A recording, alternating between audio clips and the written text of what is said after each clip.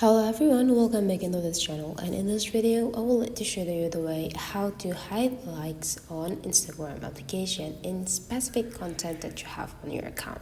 So hiding the likes count will not activate the likes informations on your specific content that you have. So the first thing you have to do is just go open it.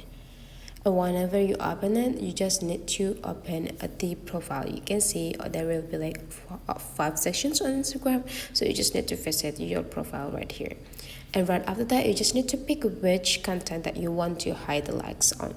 So you just need to pick the content.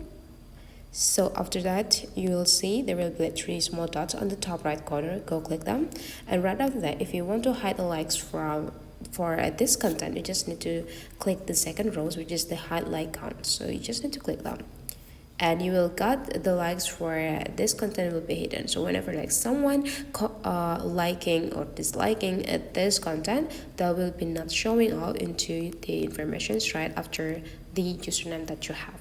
So that is the way, guys, the way you hide likes on Instagram. Hopefully this tutorial today is useful for you. Thank you for watching, and I will see you for the next video.